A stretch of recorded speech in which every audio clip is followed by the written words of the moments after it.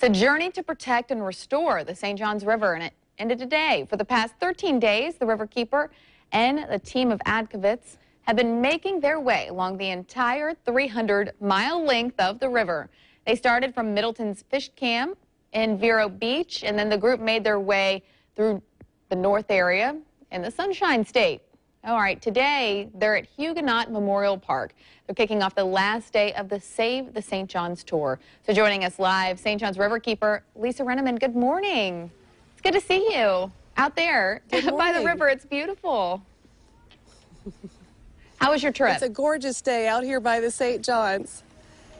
It has been a fantastic trip. We have a building coalition of river lovers throughout the watershed, and we are energized more than ever to save the St. Johns.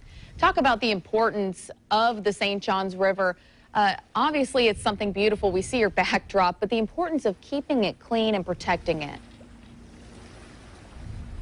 Sure, healthy rivers drive healthy economies, and we've seen that throughout the 310 miles of this mighty river and our tributaries and our springs. So our communities are stronger when we have a strong, beautiful, yet healthy river.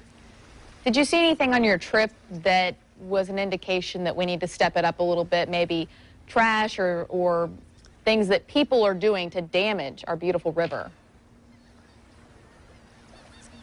Unfortunately, yes. We have seen algae blooms already outbreaking in the St. Johns and the tributaries. Right now, the Ocklawaha is filled with green algae, and that's indications of too much nutrient pollution, failing septic tanks, fertilizers, stormwater runoff, things that we can all do to better protect the St. Johns. I was going to say, can you give us some tips of what we can do? Because, you know, some people might be damaging the river and not even realize they're doing it.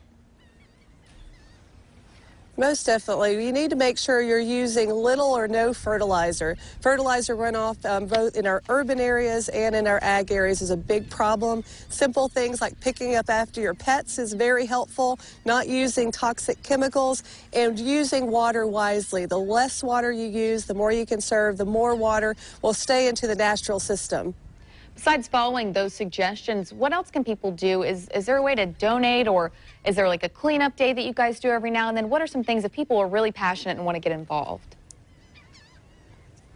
Well, and exactly, that's what we need is more passionate people to join together and stand up for the St. Johns. You can do that by going to savethestjohns.org, and you can see all the videos from our trip, and also go to savestjohnsriverkeeper.org to find out how you can be river friendly as well and join this effort.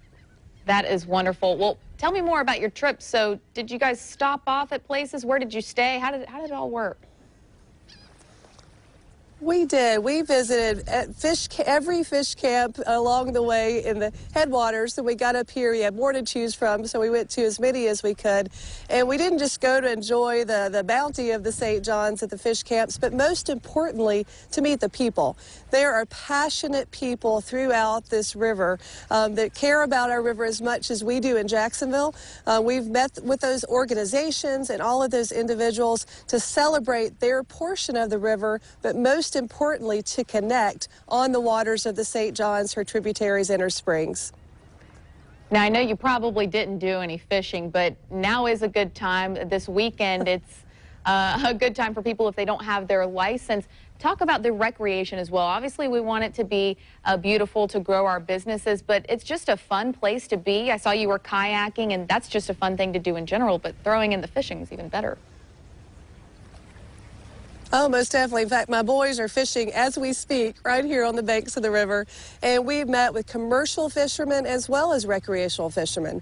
There's thriving fish camps that are drawing people from all over the country. We met people from Connecticut, Ohio, Kentucky, people coming to enjoy authentic Florida right on the banks of the St. Johns. And it is a thriving ecosystem. There's also a lot of history, and there's more and more heritage tours and ecotourism along the river, and I encourage everyone to experience our journey and hopefully go out and have one of your own along the banks of the St. Johns. Well, I appreciate you joining us. I'm sure you're going to be in recovery mode now. I can't imagine being on a kayak for that many days in a row. You got to be sore. We appreciate you joining us and speaking with us this morning. And remember, go to newsforjax.com for more information on how to save the river.